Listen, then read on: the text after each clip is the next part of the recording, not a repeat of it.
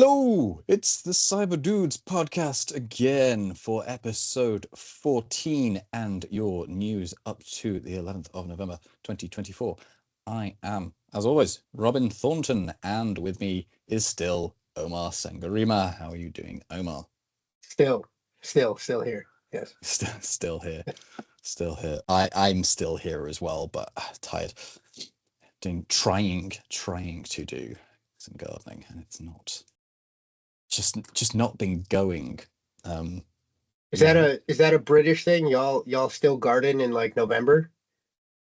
Well, no, it's more like tidying up, really, Okay. and breaking down stuff that got put in the compost that wasn't beforehand. Gotcha. Yeah, not me. Practice your karate. I do have. So I have a shovel called a root slayer, and it's got it's like a sort of cone, a truncated cone with like serrated edges. I swear to God, that thing does slay roots. It goes through them like butter. It sounds like something you pick up in Diablo. It's absolutely, right? You pick up the root slayer. It is absolutely vicious. It goes through bamboo rhizomes very, very nicely. And so those things are tough. Defense against assault is what it also sounds like, right? Don't come at me, I got my root slayer. Oh God! Right, let's move on. Let's start talking about the hard work. Okay. Crypto is skyrocketing right now, and along with it, surely will be crypto-related scams. Make sure you don't get drawn in by fraudsters by using a trusted and reputable crypto exchange. Right now, CyberDudes listeners can get $10 of Bitcoin absolutely free when they make their first trade on Coinbase. Coinbase is built to make crypto simple. With a straightforward interface, buying, selling, and tracking your assets takes only a few taps. For peace of mind, security is top-notch, including end-to-end encryption. And as you explore crypto, Coinbase is packed with tools to help you learn and grow, like in-app tutorials, real-time insights, and portfolio analysis. Plus, they're fully regulated and publicly traded, so transparency and trust are built into every feature. So get yourself $10 of Bitcoin now by signing up using the referral link in the show notes. And in doing so, you'll be helping support what we do here at the CyberDudes pod. Okay, so later on in this episode, we have an interview with a chap called Kenneth Ellington. We recorded about from maybe a week or so ago. He runs a online cyber academy, and we are going to be talking to him about his business, what he offers, how he sort of built that up whilst working a full-time job. I don't know how he did it. The man's a machine, must be. And various other bits and pieces, topics. But if you are interested in specifically the security operations space or security event and incident management, then that is what his company, what his Cyber Academy specializes in. So this could well be the interview for you. But before we do that, as always, we will get into the news, and we start with a piece from Info Security magazine, which is Nigerian handed 26-year sentence for real estate phishing scam. Bit of a problem. Basically, this comes down to what's called a man-in-the-middle attack and the interception of email, effectively tricking people into wiring their house deposit money to entirely the wrong place, which is obviously typically in the sums of tens or hundreds of thousands, or sometimes millions of dollars, and it's a real big issue. I've wanted to do an episode on this for quite a while now, so we will see where that lands. Maybe in the next few episodes or so. But it is a big issue because I don't think realtors are all that cyber savvy. No, and I'll say that from my recentish experience with ours when we bought our house. Agreed. Yeah.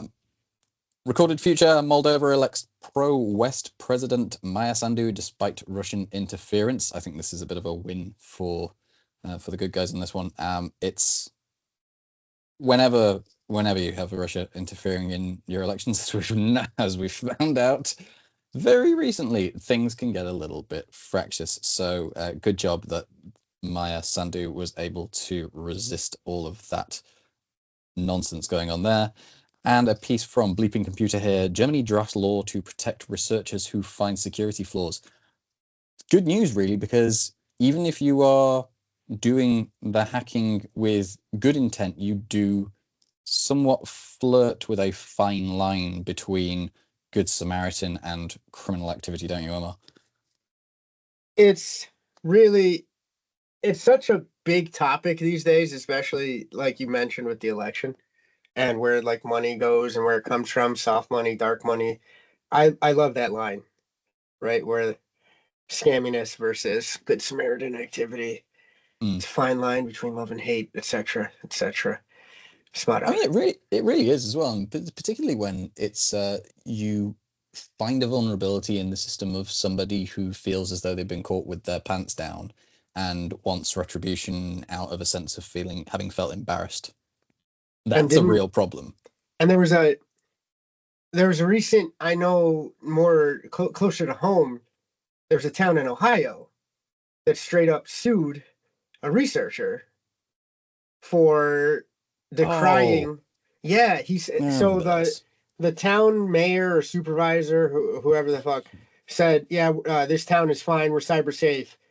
And somebody, I think, in my opinion, I know I'm biased and I'm always going to think, the researcher was trying the right thing as long as they meet certain criteria. This one did. Yeah. Put up his hand and said, actually, maybe not.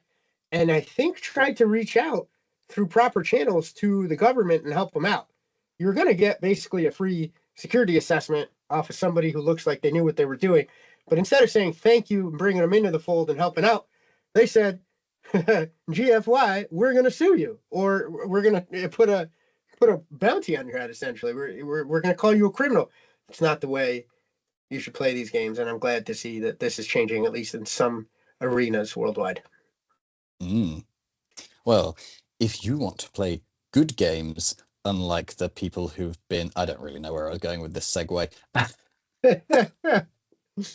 What I wanted to do was do something very sort of smooth and witty. If you're enjoying this, give us a like. If you're watching this on YouTube, give us a like. Okay. Throw some comments in about whatever you might have an opinion on about what we've talked about so far, or what we will talk about later on. Give us a subscribe as well. We really enjoy building the little community that we have got here. If you're on Spotify, give us a rate. Follow the pod, and make sure that we keep on having this. I would never let my sons have a debit card. That's from Frank Abagnale, the real-life subject of Catch Me If You Can, and one of the world's most respected fraud experts. He's seen firsthand the risks that debit cards carry, because unlike credit cards, debit cards pull directly from your bank account. With a credit card, it's not your money being spent up front, so any fraud stays between the credit card company and the vendor, not your bank balance. And if something goes wrong, the credit card company steps in to resolve it quickly. Right now, we're partnered with Amex, Discover, and Capital One to offer referral links in the show notes. Each card comes with its own sign-up bonus, and many include free credit monitoring and reporting perks, giving you both purchasing power and peace of mind. Just remember, credit cards are a tool. They offer protection, but spending responsibly is what keeps them in your favor. Signing up through these links helps support the podcast too, so you're making a difference for both your finances and the show. Well, what is your spotlight story for us this week? Spotlight story, I feel like you did a head nod towards something similar prior. You always have your thumb on the bleeding pulse of scammery.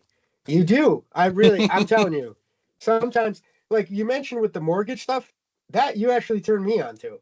It made sense once you told me what the pretense was, but it's one of those things that I hadn't quite made the leap myself, going, oh, this could happen here. Of course it can. Anytime there's money exchange and there's internet involved, potentially, there's room for fuckery. But so I really do,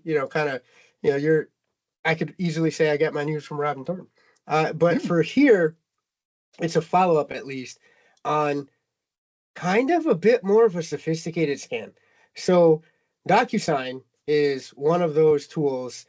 A lot of enterprises use it, small businesses, medium businesses, larger outfits. It's trusted.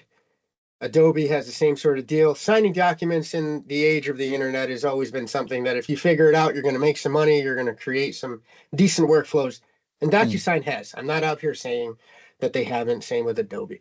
But just because a tool is safe and secure and it's okay in your environment and you know, hey, I recognize this DocuSign, still double check for some contextual clues. And here's why. Because of course, why not? Why wouldn't it happen?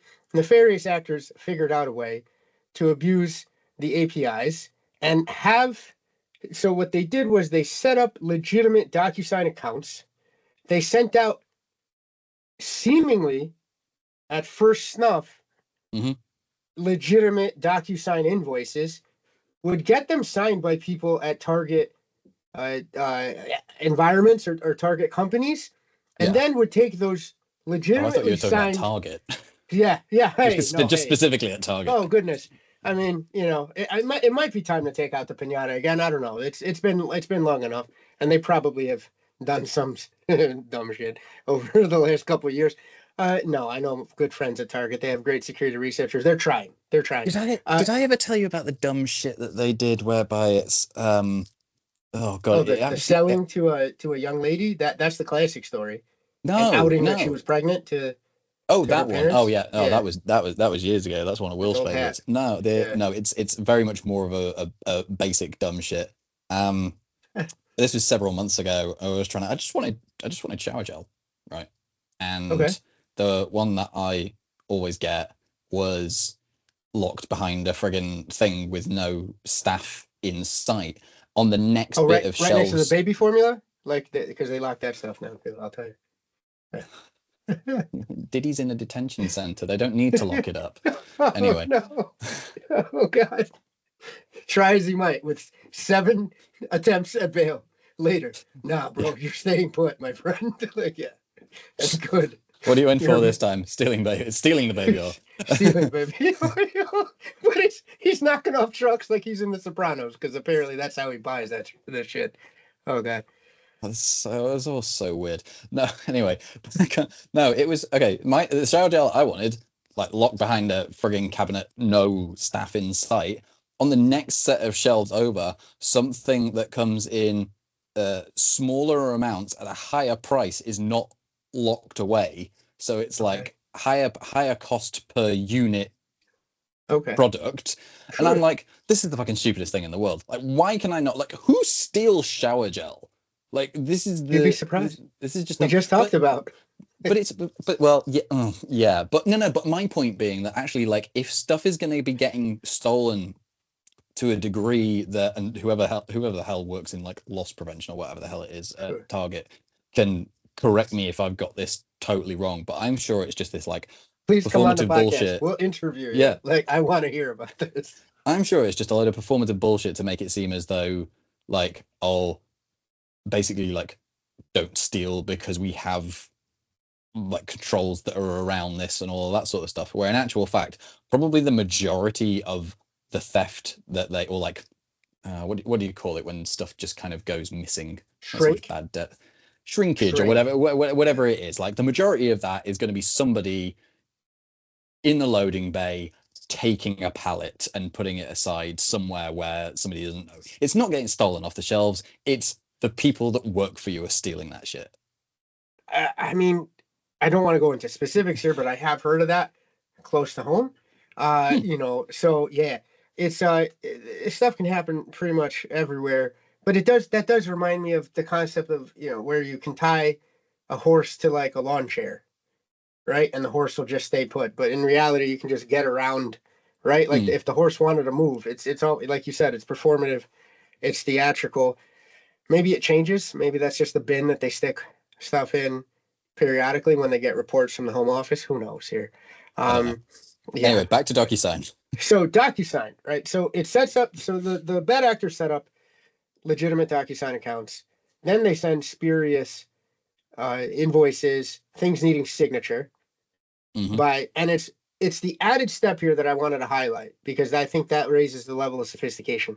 They don't just straight send a spuriously signed by Joe Schmo invoice to the billing office. They take the extra step of sending a legitimate looking invoice to get officially signed by somebody at the target entity. So you have somebody who would have signing authority putting their digital John Hancock or Jane Hancock on this now very official looking, yet still spurious invoice, and then they send it to the accounts payable office of the target entity. Oh. And at least on first blush, and also digitally, forensically, like the Yeah. first layer, it looks like a legitimate, because it is legitimately signed under bad pretenses, because it is a Yeah. bullshit invoice to begin with, but it's Yeah. legitimately signed by somebody in the organization. The accounts payable office sees this and goes, oh, that looks pretty legit. And even digitally, like I said, that first layer of the onion, oh, this looks legit because it matches up with, you know, our signing protocols here. And then they milk the target entity for drips and drabs of cash that pile into a big sack of dough. This, and what gets me about this story too, that multiple sources made the extra effort of shouting this out. So I think this is something that's more of a problem than they can say, at least at first blush, is the scale of how this is going out is a little staggering. It was, even as they were investigating it, different sources were saying that like this is ongoing, right? So it's something that you can spin up, you can scale. It's very low cost of entry for the scammer to try. Yeah. And because of that extra layer of bringing in the legitimate signature, of duping that initial target at the entity that you're trying to scam, you can pump these targets for a lot of cash over time. And it sucks because your normal defenses, that defense in depth that we always preach, isn't going to stop it. Your email, it's not, because it's technically not a malicious anything. No. It is a DocuSign invoice. And if DocuSign is something that if the scammer does a hair bit of research up front and finds out that the entity in question uses DocuSign to begin with, you're off to the races, my friend. And even then, there's only a certain number of like guys who actually do this. You've got DocuSign, you've got VeriSign, you've got Adobe, and that's kind of really the big players. You're probably if you send all three of those, like you're probably gonna get a hit with a lot of, or two. There's places that use multiple. Yes, right? Yes, we know that. But it's like, I kind of feel like the bigger failing here is knowing what you're paying for. I mean, I had a email the other day that was like, hey, did we receive this stuff? Can I pay it? And I was like, yep, good, it works. Like, I mean, that's rather than just paying it blindly for services that you don't know whether were rendered or not. So I guess dependent on the scale of the organization, it may not even be worth your time. I remember there was a Romanian or Bulgarian guy did this with Google about 10 years ago. And he managed to skin him out of about $1 million or something like that. He had to do some work up front because he had to get himself being a verified kind of a trusted partner entity. But he milked it for about $1 million, and it's because everything was below a certain like checks and balances threshold. Because it was a matter of even if it isn't legit or it is a mistake or something like that, it's small change to Google because we earn bajillions of dollars a year. I mean, this is a problem as well in terms of using the legitimate platforms because, as you say, it bypasses the spam filters. Exactly the same things are being done with the likes of Square and PayPal, and it does irritate me because realistically speaking, these companies have enough money that they should be able to implement the kind of technology that catches this stuff basically like as it's being done. If you're sending phony invoices, if you've got an account that's been sending out invoices and it's a call us at this number if you have any problems kind of thing, it's like no. And that is, it's very that's, you hit on one of the reasons why I did choose this, because it weaves sophistication on the digital end, but also an analog bit of insulation against prevention, as you mentioned. It takes that extra step, right? The APIs sync up because it is a legitimate DocuSign endpoint.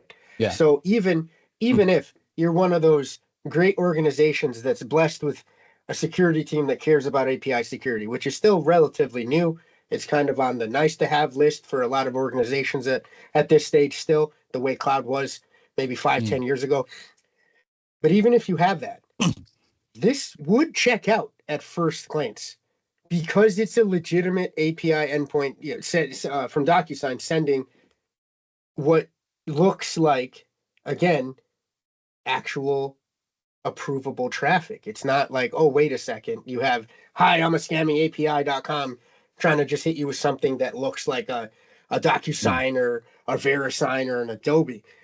And then what are you going to do? You have to take the extra step of investigating, like you said, calling that number, checking it out, looking up that number, checking it out, seeing what the email is and checking it out. There's ways to do that, but those extra steps are things that the scammers will bank on don't happen at scale, and they're able to spread this type of attack, get some money. When they start seeing that it's not making that much cash, then just set up shop and target somebody else. Yeah, absolutely. And I think this stresses the point of, with them leveraging somebody else's credibility and reputation. Yep. Good call. To me, this just stresses the point of the sorts of ways that you can protect yourself from malicious cyber acts aren't just cyber based. They're actually just a matter of good, in this case, good financial process. Yep. Good systems. Finance governance. Yep. Yeah. Absolutely. That's the way, processes and systems that will tell you, hey, we didn't order the pork chops. So why pay for it? Yeah, absolutely. Okay. My spotlight here, and I'm going to make this a shorter one because we have kind of flogged this horse to death whilst it's been tied to the plastic chair in the middle of the field. It's my middle name. Dead Horse Agreement. This is from Recorded Future. This was 4th of November, posted in final check-in before Election Day. CISA cites low-level threats and not much else. And opens with, despite small-scale incidents during the country's early voting period and an uptick in online disinformation, the leader of the US Cybersecurity Agency believes election systems remain secure for Tuesday. And that seems to be largely the way that everybody has perceived it. Now, I imagine there would have been much more uproar about the potential security of the entire system had it gone a different way than it did. But because the main complainants around election security got what they wanted, it was all fair and free, and nothing really went wrong. So that is that. But I think the reason I brought this up was along the lines of, we have discussed this before in terms of the integrity of the actual process itself when it comes down to the checks and the balances that go on. You saw in, I forget which state it was, I think it was in Pennsylvania, very early on, about 7 p.m. on election night. They stated that they had a problem with about 12 or 13 of the machines running something wrong, or it was like there was the door that the room that they were in, there was a door that wasn't locked, so they couldn't guarantee that those machines hadn't been tampered with during the counting process. So they said, right, well, do you know what, we're going to run them all back through again, making sure that that door was locked and everybody who should have been in there was accounted for.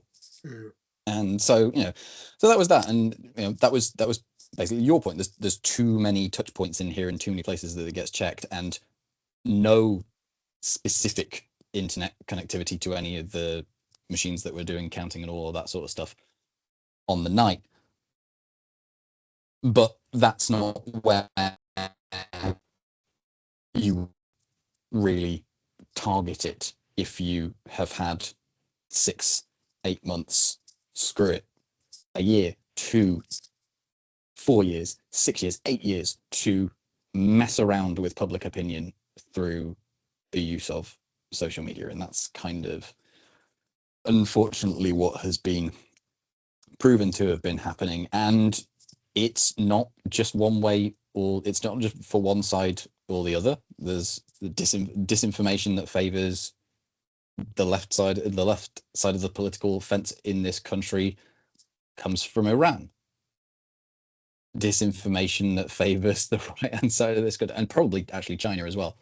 Disinformation that favors the right side of this country coming from the likes of Russia, and I would hazard probably within the country as well. But that's just the way that goes. But yeah, the key point there being ultimately, if you've got that much time to tinker with popular opinion, you don't actually need to mess around with it on the night. Or if you're able to hack into back doors that the telecom companies build in out of ridiculousness, then you don't really need to mess with an election. You can just listen in on everything that's going on telecom wise. I'm thinking about Salt Typhoon here and how that's a bigger story, I feel, that's going to carry into the next presidency, because that hack is bigger, I think, than we even know about. So this is not us saying that all is well on the cyber warfare, hybrid warfare front, but just that, thank goodness, there's an election that went by. And I agree, I think there was less squawking because of how it went. But overall, the integrity of the process is more solid than not. There's always room to improve, and I will have great reservations if suddenly we start rolling out bigger pilots of mobile voting or e-voting. That's a whole different can of corn. And even as a digital forward-facing person, you as a technologist as well, we're all for lots of innovations. That's one that I think terrifies both of us. So we're not going that crazy. We're saying, at least as it is now, it's analog enough to insulate it again from any particular needle-moving nefariousness. I think you brought up Jen Easterly. CISA did say there will be pockets of bullshit. Yeah. And there were. Yeah. Jen, I swear, like, I hope we don't find out anything bad about her, because she keeps, saying the right things, and I keep believing her, and, don't do this to me. Don't give me hope in any of my public officials. But she so far is as straight shooter as they come, and her partners, again, her goodwill in our realm is pretty high, her coinage in terms of her credibility. And she called it, I think, spot on for what happened. So thank goodness for that. Again, result aside, I wanted the process to at least be relatively bulletproof, and it was. Yeah. Okay. We will move on to our feature segment. Nice little interview with our man, Kenneth Ellington. And we will see you on the other side. Kenneth, tell us about your journey into cybersecurity and what led you to starting your own business. Sure thing. So I've been in the field for about a little over 6 years now in IT and cybersecurity. Big reason why I started the business was kind of honestly by accident. I never really wanted to do this. I thought it'd be a lot of extra work, which I wasn't interested in doing. But people kept telling me that I'm really good at training people. And someone told me one day, you know what, Kenneth, I'll actually pay you for you to actually train me. I was like, oh, really? I was like, okay. And so I started our first class and actually paid for it. Not paid for it. Someone paid me. I think it was like $85 for like 4 weeks. We had like 8 people sign up. And now I think it was like only $800, but that was $800 I made by myself, right? No big corporation, no one backing me. It was like just my own skills, right? And I kind of like unlocked something in my mind. We did that one more time, got some more results, and then I kind of said screw it. I started my own business on it. And we've just been doing really well ever since. Last week, we officially hit the 6-figure mark for our business. And since the second year, so solid. Yeah, thank you. That's awesome. Yeah, so it's been a lot of fun to grow and scale it up and try to make it better and help everyone out. So it's been a real big blessing in that regard. Awesome. What kind of stuff do you instruct on? So we train professionals, businesses and government entities for consulting and training for SIEM, SOAR, and XDR solutions. So small enterprise security, XOR, Splunk Phantom, Sentinel-1, Elastic, those technology stacks is what we primarily do training in. Cool. And then as far as like, I mean, because I know that you were working full time in a consultancy sort of gig when you started this up. How much of a challenge was that? Like, what were the biggest obstacles that you faced in terms of doing that and actually transitioning from that corporate role into running a company of your own? This was a balancing act of managing my time was the biggest thing. Because I used to work for a Big Four accounting firm. Used to work sometimes 60, 70 hours, right, for them. But I had to do the ECA stuff. So it's just a lot to manage. There's some days I'm like, why the hell am I doing this? I have a good paying job. I don't have to be here. But after a while, it was, for me, it became like mentally a lot easier from the sense of why I'm doing it. When we hit our first 5-figure mark, I think we did like 12K in like 3 days. I'm like, all right, I can't go back to corporate. I'm like, that key's been unlocked, I can't turn it back. And then I left my job at Ernst & Young. This was last month, September, because we did like roughly 15 to 20K for the past 5 months, and I'm like, I'm making probably double what I am than making at Ernst & Young, so why am I here, right? And from there, I just decided to take a leap. And I've been doing this full time for the past like 6 weeks now. Nice, very good.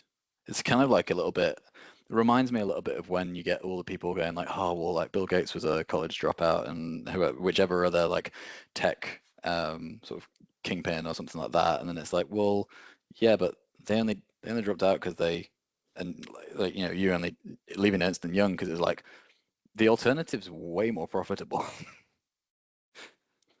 Yeah, I mean, I probably work half as many hours and still make the same amount of money. So right now I'm a senior threat hunter for one of my new clients. I work like a fraction of my hours. I took it paid exactly the same, basically.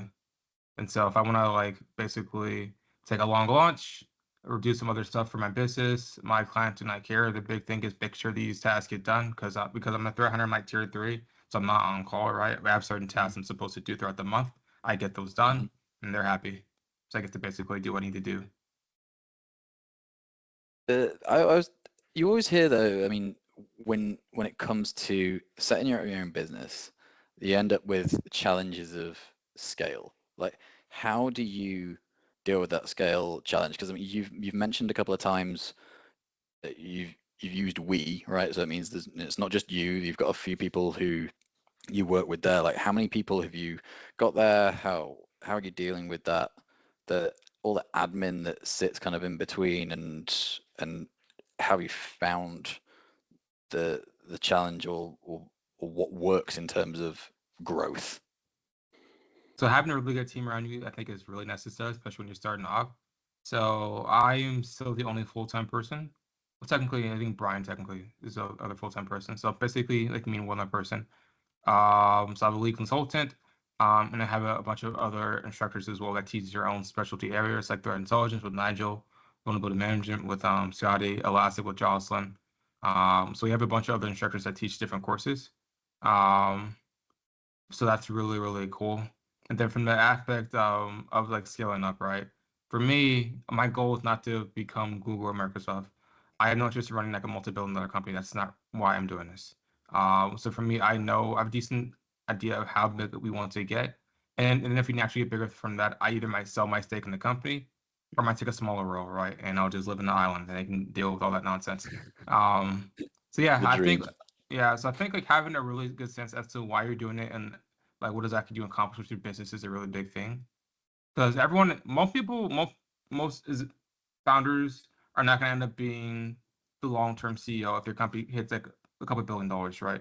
Because to run like a startup and running like a multi-billion-dollar company are two different mindsets, two different sets of people, right? It's very rare you'll have like a Bill Gates, right, or a Steve Jobs that take it from start to finish, right? It's very, very rare. And I'm already pretty sure I don't want to run. I don't want to be like Steve Jungen from a thing NVIDIA. I don't want to work 80 hours a week. That's not my goal. I don't really want to do that. So I have a pretty good sense as to what I want to accomplish with the business. So I'm loving the transparency, right? Like this, you're talking facts and figures. You're saying this is, and that's one of the things doing the research, right? After you said, "Hey, I'll jump on and talk to y'all." That's one of the things that came across to me the most, and it was refreshing, really, because a lot of times you'll have folks that go, "Yeah, I help people out get into cyber," and then it's paywall behind paywall behind paywall, just to like get even like what the thought is, kind of how your approach would be, right? So the transparency right on Front Street, super refreshing. What I want to ask you, right, and I want to give you a platform to kind of address this, and I know in a couple of different talks you have already, but it's something that I struggle with a lot personally. What do you say to those folks that go, "Hey, you can't be doing what you're doing"? And what I mean by that is, there's no way that you're teaching these people and then they're turning it around and turning it into skills. What's your go-to? Do you hit, "Hey, here's a list of my success stories"? What are you doing? Like, how do you wrestle with that? Because that's a topic, right? When LinkedIn gets tired, same thing as Reddit, it just goes in cycles, right? It's like, oh, what is it? Cert better? Is experience better? Or should I go boot camps? Should I learn on the side? Should I go here? Should I go there? How do you wrestle with that, Ken? So there's a lot of different ways I like to think about it. First thing is people tend to overstate and overvalue the method they got in for whatever field or area, right? So, for example, Omar, if you went to Harvard, right, you'll say, oh, you have to go to Harvard no matter what, right? Yep. That's the best school on the planet, Yep, right? yep, Or yep. if Robin went to Oxford, right, in England, right? Oh, you have to go to Oxford, right? If anywhere else is absolute dog trash. That's not how it works, right? Everyone's path is going to be different, right? So if you want to do paid training, cool. If you don't, you don't have to. I'm not forcing you to, right? And then if they ask me, well, you can't make this happen, I'm like, you can ask any one of my students. I post about them on LinkedIn. They're more than happy to talk to you. I'm really an open book. I don't lie, really hide anything. I kind of who I am. So my goal is helping as many people as possible. So I kind of try to ignore the noise as much as possible. So if you're not like directly targeting me or my students, you can kind of say whatever you want to say. If the sky's purple to you, God bless you, sir. It is purple, right? I'm not going to argue with you on that.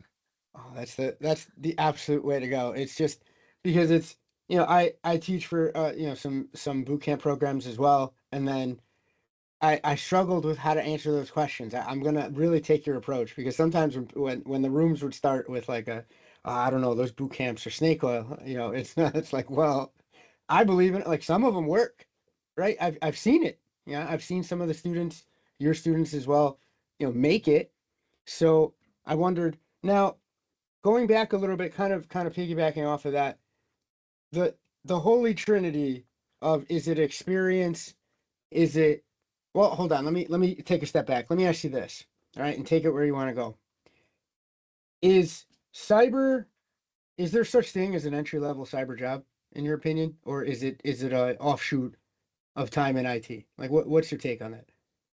So cybersecurity is a subset of IT, it's a specialty of it. So technically, there are entry level jobs for it. I've hired entry-level people for my company. There are few and far between. They're not as common as maybe other industries, but they pay probably double or triple more compared to other fields, right? Gotcha. The way I like to make people understand, right? People say, man, I've been looking for a job for 6 months. I understand you got to get bills, you got to feed, kids you got to take care of. But think of it from this perspective. If you want to become a doctor, would it take you 6 months? No, it'll take you 8 years, and you probably spend like over $250,000 to go to medical school, right? You want to be an electrician, like a master electrician. How many years and decades will it take you to do that, right? A plumber, right? A pilot.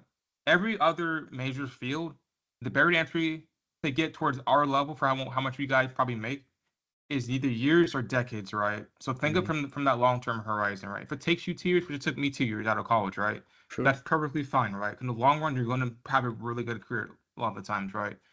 So just have that expectation level set with yourself. It is hard. I mean, anything worthwhile in life is hard. I can't think of anything that I've cared about a lot that's been like really easy, unless you're born with money. And then if that's the case, please give me some.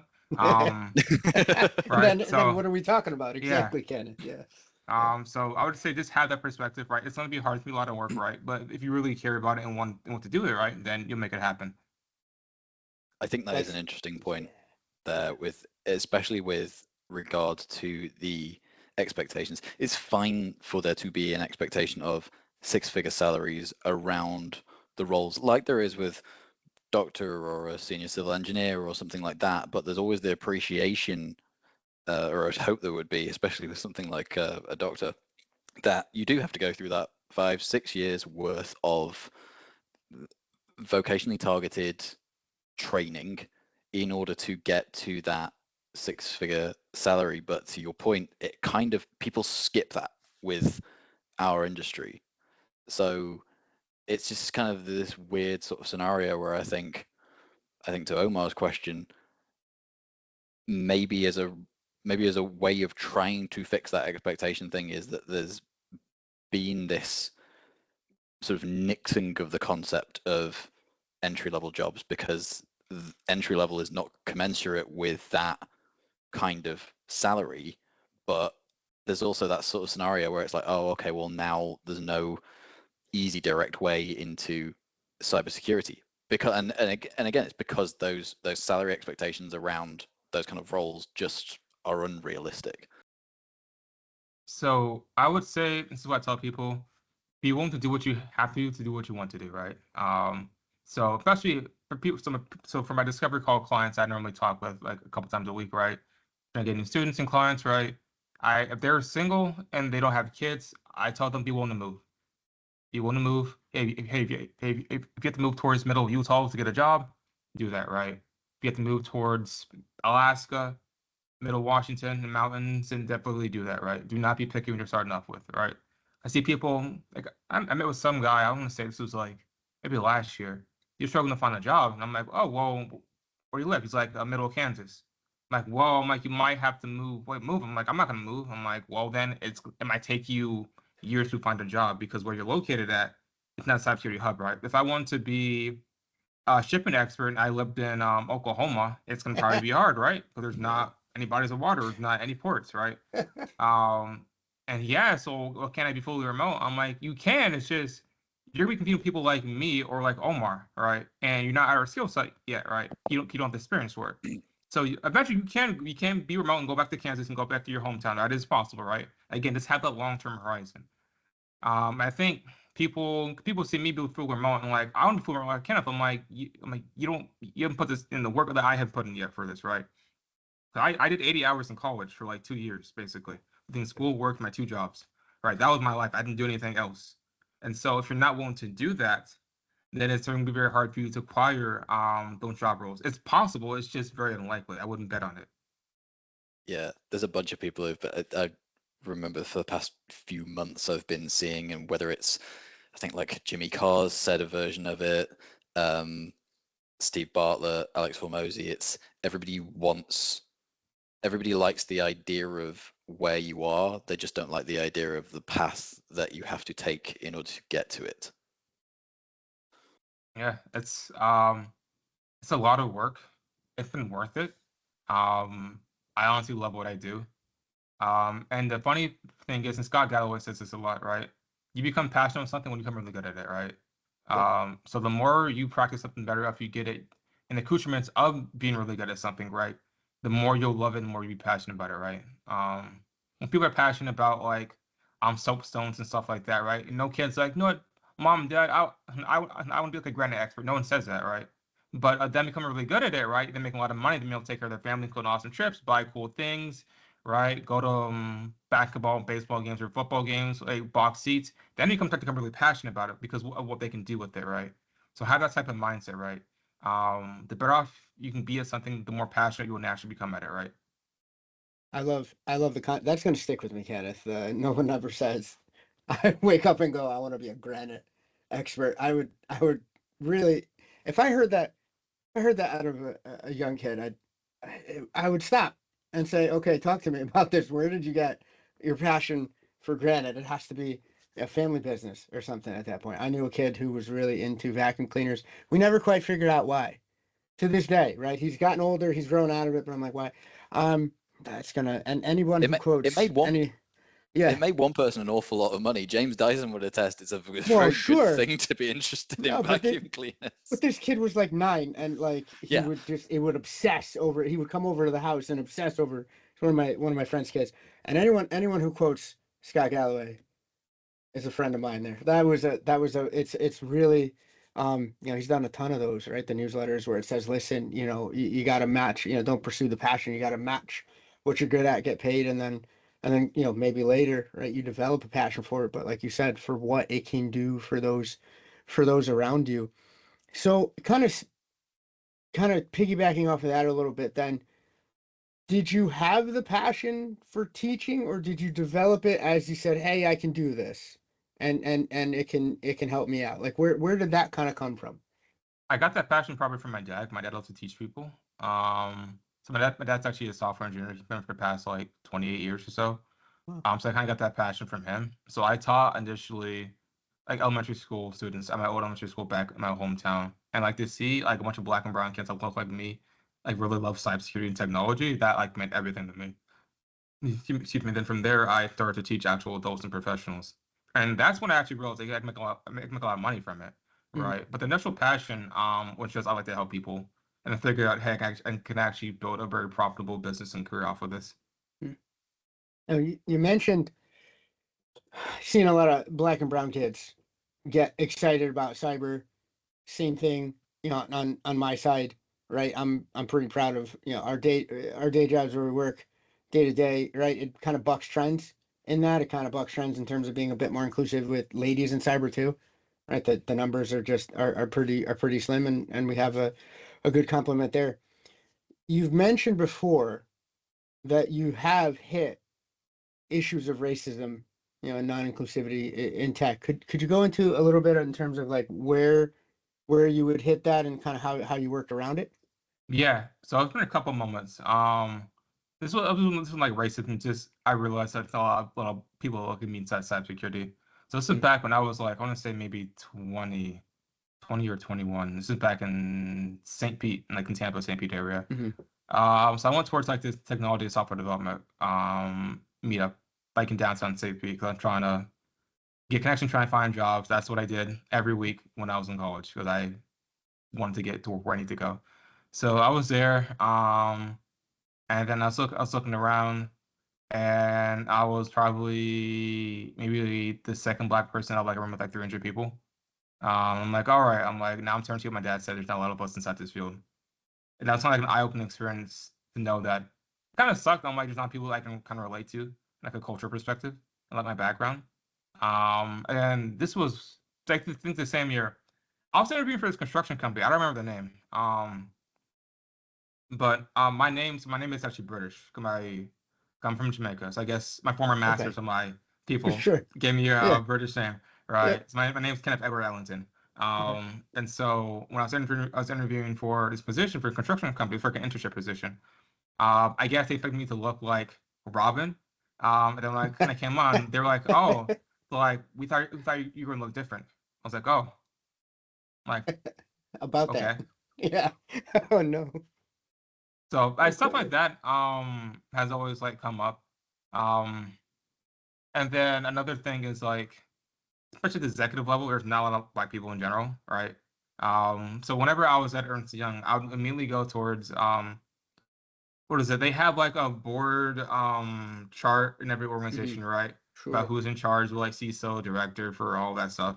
Yep. And every time I go inside a new client, I look inside the environment and see like, hey, who's in charge and like what did they look like? Yep. And I've had like 9 clients in the past 3 years. Only one of them had like a black CISO or like a black executive. Yeah. So that was kind of like disappointing, right? So there's like stuff like that. No one's ever like yelled the N-word at me at work. They have in the street, but not like at actual job. But when I was at my consulting firm, there were, I would say, times where, because maybe I was young, black, and successful, and I had my own company, and I worked at Ernst & Young, it may have been time for people, making people uncomfortable just from the comments they said, right? And I had my own business, so there's always like that back in the mind. I could kind of sense that tension from it. Oh, well, what is Kenneth doing? Why isn't he online, right? I see him post on LinkedIn. Like, what exactly is he doing? I'm like, I'm working. All right. I have a team that handles a lot of my back end stuff. So there's stuff like that. It's less overt sort of stuff, and you presumably end up with like it manifests as passive aggression, I guess. Yeah.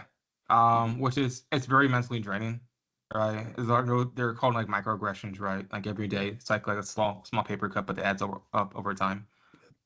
So just like, I mean, I'm Black in America. That's just what my reality is, sadly. So I've kind of just had to learn how to handle it mentally and physically. But part of the reason why I like owning my own company, I get to set the culture for however I want to. So I make it very inclusive, right? My team is very diverse. Everyone's really friendly. I make sure that everyone gets treated very well.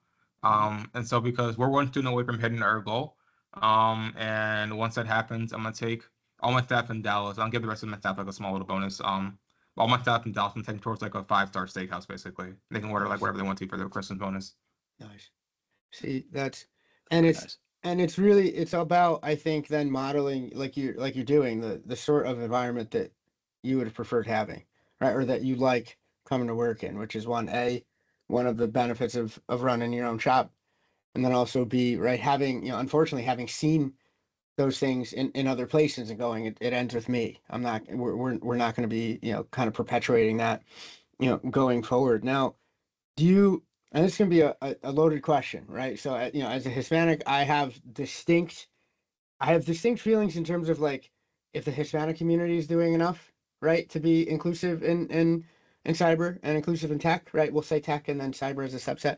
Do you feel like that enough is being done just in general, or for your own particular community, to kind of get more people that, like you said, that look like you in the field?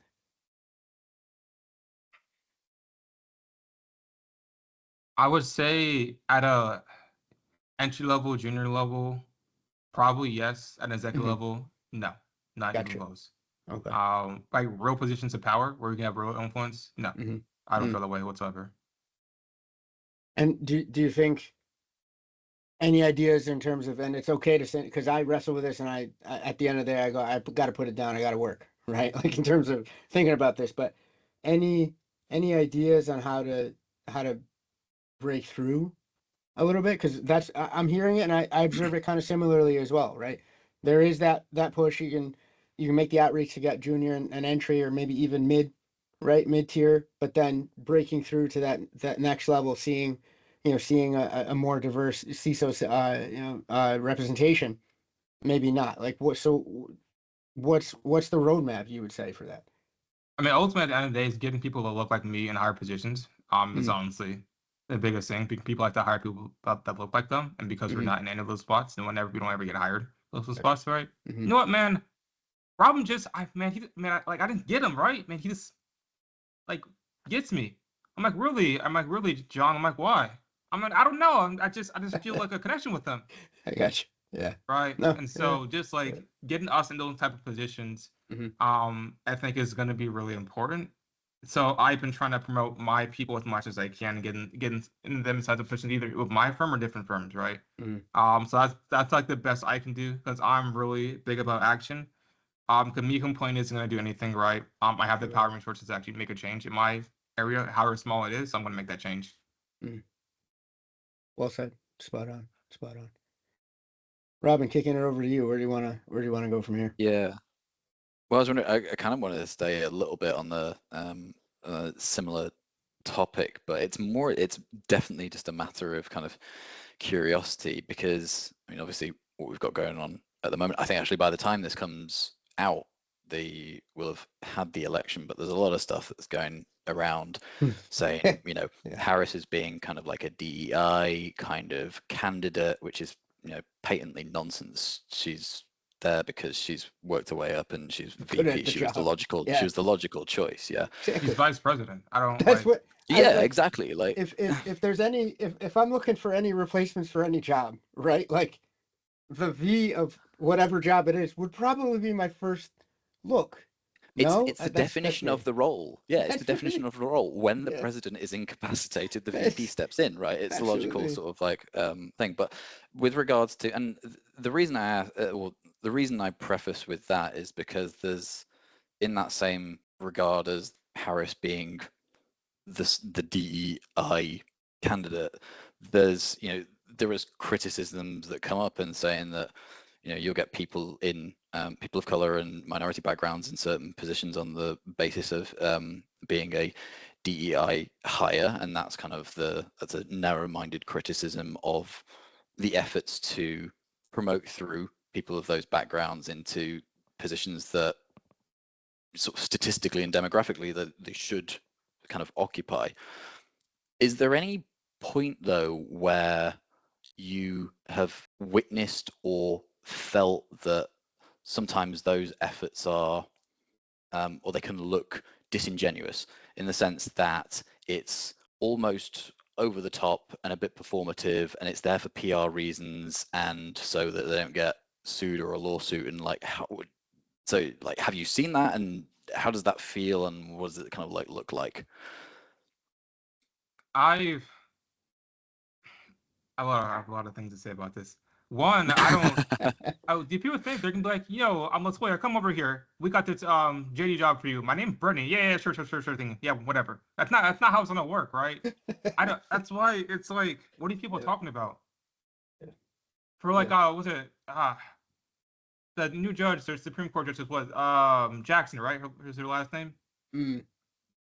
Yes. Oh yeah. Yep. She got really unfairly grilled as well in her confirmation. Yeah, absolutely ridiculousness. Yep. Even though she was incredibly qualified to be in that spot, right? And like a ream of qualifications. Basically, like if you were plotting out a road to the Supreme Court, you'd want her accolades, right? Like she hit all the milestones, yet people were going, I wonder. No, right? They did the same thing to Sotomayor too. They were just like, wait a second. I'm like, no, but she put the time in. So that's very annoying. I do understand. I know why they're doing it, but it's still just kind of pissing me off. The second point is, yeah, I've never felt like I've been like a token black hire. Most of the companies I went to have been pretty diverse. But it is very annoying. Kind of, like, beyond disrespectful, right? I know why they're trying to do this again. But I don't know why. Again, I know why. It's very, very frustrating that people are upset that we're trying to get people that come from different backgrounds inside these positions of power, right? I know why, because historically that hasn't been the case, right? Like maybe 4 or 5 generations ago, I was a piece of property if I was going to be alive, right? 2 generations ago, I was a second-class citizen, right? Yeah. So these things aren't that far long ago, right? And people that don't look like me had enormous power, right? And so because they're starting to lose a lot of that power, it makes them very uncomfortable. So they're trying to fight back. So even like someone getting a senior level position, they start freaking out about it. So stuff like that. I mean, I guess because they're upset means they're doing something right. Is the way I like to look at it. So I'm glad we're trying to make more progress in that regard. Yeah, I tend to think I'm often a proponent of, when I don't know enough about the situation, giving people the benefit of the doubt. And I think with many things, there's spectrums of reality or why things are, and there are people who are just sort of like outright racist. There are people who have kind of like an underlying problem, and I think there's the spectrum of kind of like malicious intent behind this as well. Obviously at the racist end, there is just like that is just outright malicious, but there'll also be people who probably don't necessarily realize that they have a problem with it, or that they are projecting that they might have a problem with it, and actually some of it might just come down to a fact that people in general get uncomfortable with change, kind of like no matter what it is. But it's not to discount that there are certainly people exist, and people in the workplace who they do not like that kind of change for reasons that are not okay. It's okay for the reasons to not be okay, right? It's okay, like that's what gets me about the conversation. Like you can know, right? Like you said, Kenneth, we know why, right? There's certain elements that are just like, wait a second, right? That change is rocking them, and it's like, hey, it's not just your normal change is bad. No, it goes deeper a little bit than that. No, well said. Kind of shifting a little bit here, because this is one of the things that, like, any mentees that I get, I know Robin, faces them the same way as well. Imposter syndrome. It's pretty prevalent, I would say, in tech. You know, I can't shake it. Been in it 10 years. I just still feel like, you know, oh man, they're gonna find out, right? That I suck at tech somehow.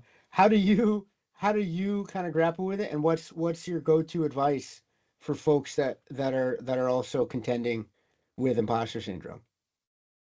Understand everyone is just trying to do their best, right?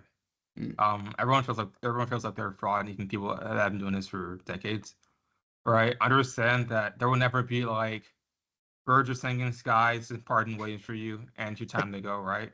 A lot of times you're gonna feel really uncomfortable. Actually, honestly, most of the times you're gonna feel really uncomfortable. You're like, I don't know what I'm doing or how to do this right. It's still do it, right? Because there never is gonna be perfect time. That's not how life works. So if you have the opportunity to do something, 9 times out of 10, I'd suggest that you do it. Whether that be promotion, career change, moving, do your job, right, new business, do your research. You'll still feel uncomfortable. I did. But I still did it anyways, right? That's a lot of stuff that I do, right? I still feel incredibly comfortable doing it, but again, I will do whatever I have to do what I want to do. And so I just always had that type of mindset. I guess worst case scenario, you learn something. Even if you screw it up royally, you've learned something. Yeah. And this is From another that. thing from Scott Galloway as well. So the more you're willing to like look stupid in public, the more opportunities professionally and personally that you'll get, right? So if there's no risk, there really isn't any reward, right? So you have to be willing to look stupid and look like an idiot. Dust yourself off if you mess up and do it again. Because at the end of the day, no one's gonna remember you after like 5 minutes, right? Even if you do something stupid, people are too worried about their own stuff in their own lives, right? We tend to like overinflate what people actually think about us. After like 5 seconds, to like, who was that guy again? So just do it, and you'll be fine. Yeah, I think that the first impressions count a lot sort of thing it's been overblown, and I don't know where it's necessarily come from, because I started in cybersecurity, and there was always this. I feel as though I've kind of internalized this attitude of must be right first time, which leads towards a sense or a propensity to sit on things for feeling that they are not up to snuff, but actually it's a case of, yeah, you remember your own screw ups because they sit in your head, and they, depending on what kind of person you are, they might nag at you for years and years and years. But as you said, that the lots of other people, how many screw ups of other people's do you really remember? None, or very, very few. You only remember them specifically if they were absolutely hysterical, and even then, like in that sort of scenario, you would hope that the person who made that kind of screw up, because it was so funny, also appreciated the amusement out of it. But yeah, I think that is an interesting point in terms of that first impression piece. And I think it also translates as well to like first mover advantage. Did you ever see it's the Adam Grant TED talk about like Warby Parker and the fact that he mentored the guys who set up Warby Parker, and they all had like jobs lined up like after the fact, and they weren't bothered about making a mistake with the rollout and somebody else kind of getting ahead, because they realized that that first mover advantage didn't really like count for an awful lot. It was more about how you can learn from the mistakes that have been made and improve that implementation. Yeah, I remember.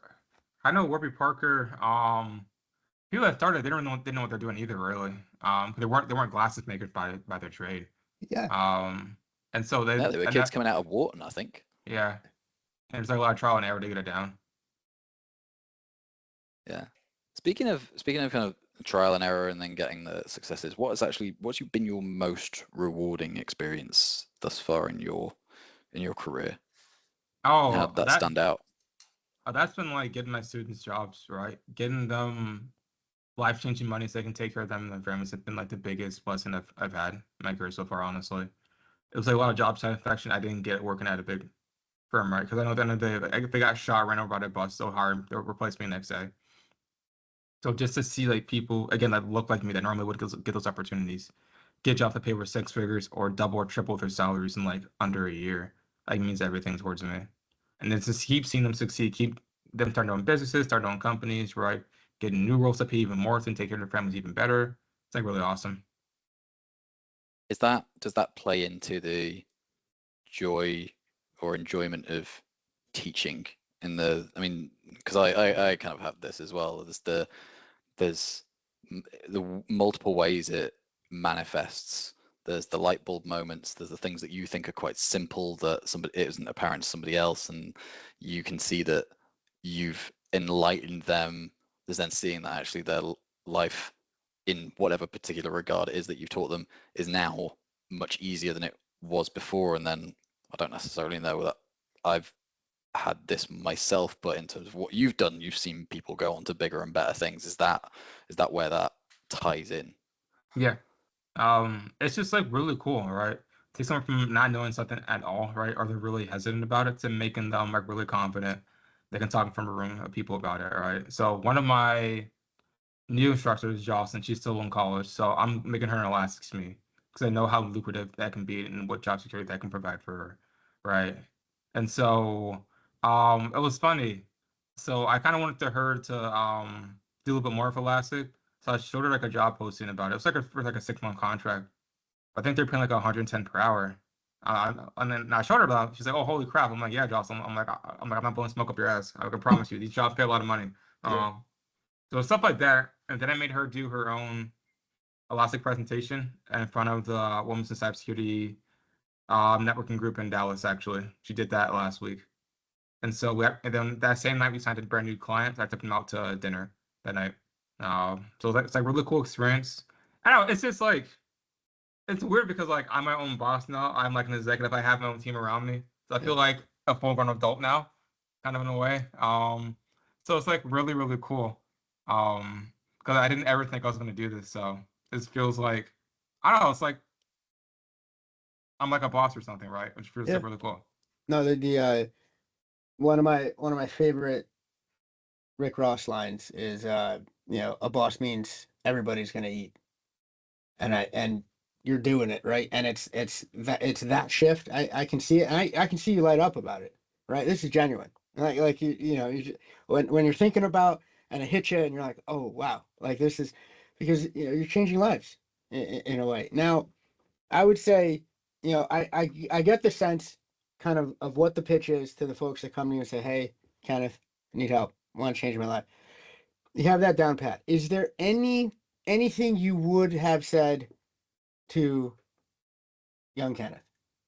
Like if you could go back and say, hey, young man, this, and that, like what would be that pitch to you back in the day?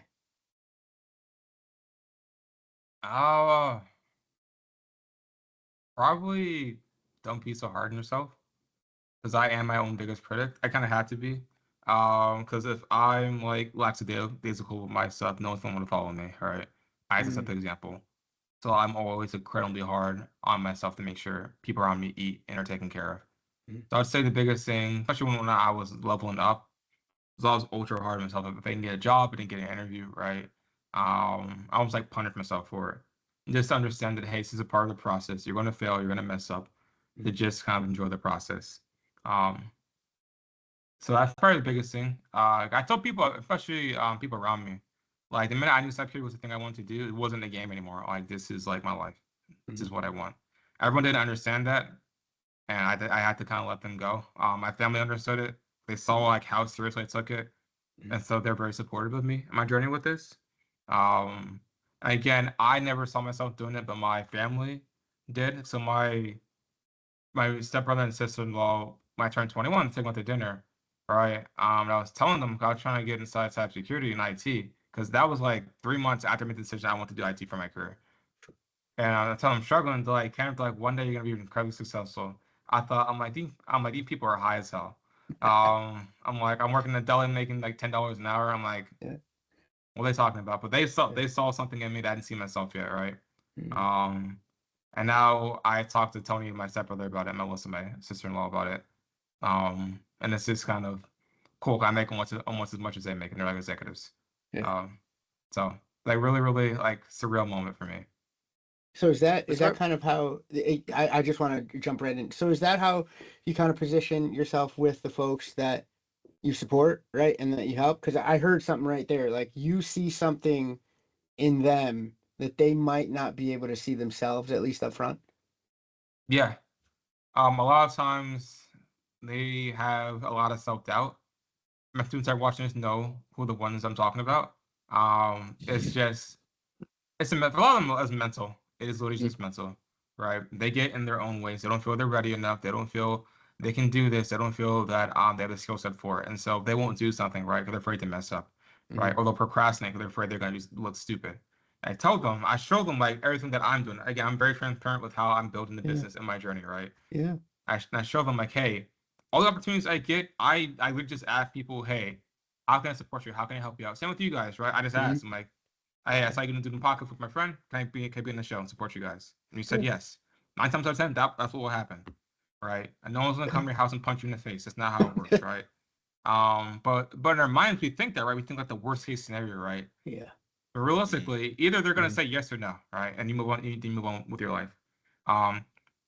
So like getting them to understand that and say, hey, I know you can do this, right? Because I didn't reach my point, and I didn't get the successful with me making bad bets, right? I know you're a good bet basically a good bet to invest in, right? So trust in me, right? And stuff like that, try to get them to understand, right? It takes time for a lot of them, a lot of times, but like once that light switch clicks, it's such an honestly beautiful feeling. Yeah, I think. Did you ever? Was there ever a point where that, not so much expectation, but sort of prediction from your family members, you went from, sitting there thinking you're absolutely high, you're on something, to when things started to come to fruition? Did at any point it transition into there being a kind of a weight of expectation that you feel as though you then have to live up to, or do you just sort of like breeze past that? Honestly, a lot of times it still doesn't feel real, so I'm not really sure. Gotcha. So for me, my family's always been really supportive of me. Especially coming from like where I came. So I had like a lot of learning disorders, and I stutter sometimes when I speak, especially when I was a child. So I never thought I would like do podcasts, stuff like this, or speak on stage, or have my own business, right? I always had that fear in my mind. So I guess for them to see like me become so successful, they're just like just happy, right? Just to see their kid doing really good things. My mom and dad always cry because they're big babies when it comes to me. So that's been like a really, really cool feeling. From like an expectation standpoint, I would say to make sure we're able to continue to do this is the biggest like mental thing for me. It's to make sure I'm able to continue to do it. So to tweak new things, get new clients, right? Build new marketing strategies, stuff like that. So it's funny. It went from initially, can we do this, towards, all right, how many times can we do this in a row, right? So it went from, I'm not sure if I can ever do this, right? If we got one client, oh, well, this might be one client of the year, towards, all right, can I get 4 clients per month, right? And can I consistently do that now, right? So it's just kind of like mental shift, basically. Yeah, that was an interesting one. I remember doing that with God, it was like I used to have a paper round when I was in my teens, and it'd be at the start of the round when the trolley was very heavy, and I was wanting to simply just get to the bit where the round actually starts. I'd be using the lampposts as all right, I'm gonna sprint to this one, just to sort of get there, and I'd do it just quickly, and then I'd get to the stage where I'm like, oh well, actually no, I already got to this one, I'm just gonna go to the next one, and then no, it's okay, I'm just gonna go to the next one, and then before you know it, it's actually, I think at that point I was in the best aerobic fitness of my life, which wasn't surprising. I was in my teenage years, but it was one of those things of you just see how much you can push a little bit further. How did you? Before I say that, I think a lot of people, they end up getting stuck a little bit too much on the very end and not seeing all the steps in between. How do you pull yourself out of that, or is it a matter of simply, I think, to what you were saying, is not actually having what that end state looks like and simply just seeing how far you can push the boundary? I would say like enjoy the game, right? Because, and I've especially from like Ramit Sethi as well. He says like there's no like the dollar amount in your bank account isn't gonna really make you feel any safer from like a money perspective. A lot of it is psychology perspective, right? So, initially, like when I was in college, right? I think my first job offer paid me like 75K out of college. I'm like, oh my God, I'm like, this is an amazing amount of money, right? And then now I'm making like triple or quadruple that, right? And then I like pay for myself and make them mental understanding. I'm like, hey, I'm making more than like majority of people on the planet have made and have currently making, right? Because I was like, I know it sounds really, really stupid given like what I do, but I had to like mentally recognize I have like a lot of mental blocks for money. Because I would like try to like conserve paper towels, right? I know it sounds really stupid. No, I got yelled at. My wife, when we moved in, my wife didn't understand that I would reuse plastic bags, like Ziploc baggies. Yeah. Oh, that's normal. And no, listen, okay, good. So I don't feel so bad. Okay, thank God. Because no, and the same thing with like if we didn't like paper plates, if we didn't really like go crazy with them, like if we just had like if they're just crumblies, no, you shake that out and you say, okay, good, Kenneth, thank you. Yeah. Okay. It's just and make like the mental realization that these little activities, that's not how like real wealth is built out, right? Investing, saving, doing mutual funds, index fund, low cost stuff, target date fund, stuff like that. That's how real wealth is built, right? And so like to overcome that has been like a lot. To kind of like enjoy the fruits of my labor. And then like again expectations, right, for my timeline horizons, right? I have like a number like how much I want to make. My biggest thing right now, especially in the beginning stages of our company, is to invest as much as I can back into the business instead of my people. Because again, make sure they eat's very important, and I don't want to be greedy. I've seen business owners do that, and they'll try to nickel and dime people. I'm like, you're not going to be successful like that, right? So I make it a point of emphasis. If hey, because we're not Google, Microsoft, I can't pay you $500,000 a year. I'll kind of support you, right? You want free training? Hey, we have partnership with these companies, Splunk, Microsoft. Hey, all the free training you want to, you can do that. Build your own environments out. You can manage that for us. Get that experience, right? Stuff like that. Events, I'll pay for. So we're actually going towards IntelliCon because we're going to be the lead trainers there for the Simmons Sword Tracks in Austin this year. It'll be February, I think, 17th to 19th. And so we'll be the lead trainers there. My room will be covered because I'm the lead trainer. And I'm going to cover 2 of my instructors' hotel rooms. So they'll pay for food and everything else is free for them. So it's like stuff like that I try to do. So end goal is to help as many people out as I can, and then just kind of enjoy the game of building this up. I think that's. I was thinking this earlier. I think that's something, especially when, in terms of when you said, it's a how can I help? Somebody asks if you can chip in with something, and it's the yes, and from the perspective of like say the network building, there's that aspect of, oh well, what's really in it for me, and like a lot of people have that mindset as opposed to more of a can I help them, is my contribution to them gonna meaningfully make a difference for them. And so do you see that people have that block about, oh, the time that I put in must be worth it for me, as opposed to simply, look, if somebody else gets something out of this? Absolutely. That's my biggest pet peeve, honestly. People reach out towards me, hey, hello, I need a job in the next 2 weeks, all right? I need a network engineering position, needs to pay this much, all right? So can you please help me get a job? All right, review my resume. I don't really do that. Oh, really? Are you a gatekeeper? Huh? Yeah. So people need to understand, right? You need to give more than you take, right? Think about it in real life. You wouldn't do this, right? I wouldn't rock up to Omar. Hey, Omar, give me $20 now. Come on, let's go. Come on. Right? That's not how it works.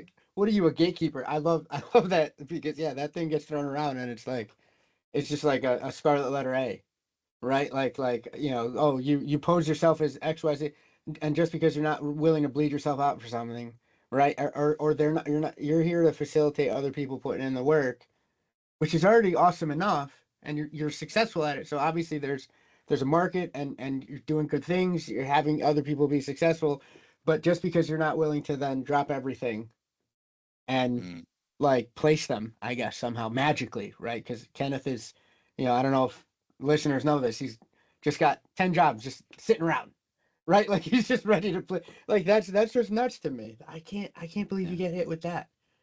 That's Oh, it crazy. happens all the time. Someone tried to call me because what was it? He was like, "Hello." I was like, "Hello." He's like, what was it? Something about a job, and he's like, "How are you doing?" He's like, I'm like, oh, he's like, oh, well, I'm doing pretty good. He's like, well, obviously you are. I'm like, obviously. I'm like, you know who I am, bro. I'm like, what? Yeah. And then he tried calling me. It's just so my biggest thing is this, right? I don't refer people that I don't know. One, because my name and my brand is very important, right? Of course. So if I refer someone and then they F up something, right? That's gonna look bad on me, and then my staff and my other students that need jobs, right? That I can actually vouch for. That bridge is now burned, right? And I'm not gonna do that, right? So for me, if someone's referred towards me, I take that very highly, right? I have a group of people and judges that I trust a lot in their opinions. So if you refer to me, it's very likely you're gonna get hired or get referred to me for another position, right? But if I don't know you, I'm not gonna just throw my neck out there like that, right? That's not how it works. Yeah. Yeah, I think that's sensible. Yeah, it was funny as well. It's like when we agreed to do all this sort of thing, and as part of why I asked that very disjointed models questions earlier, because I think you've probably got a bigger following on just your LinkedIn than we've got across all of the platforms that this goes out on. So I was kind of like, oh, where's the catch? Where does he want to do this? But there is a mutual sort of like gain to this. This is a win-win, I guess, because this is a good conversation, and it's an opportunity for you to discuss a few things.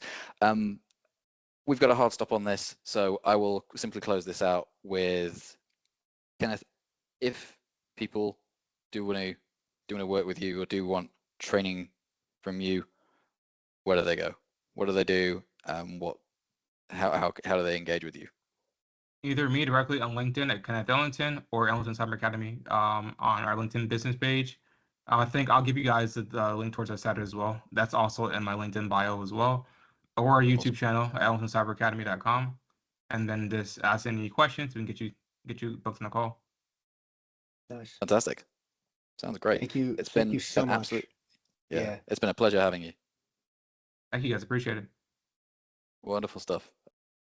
All right, that was it. Wonderful conversation that we had with Kenneth there. Very much enjoyed that. What did you think about it, Omar?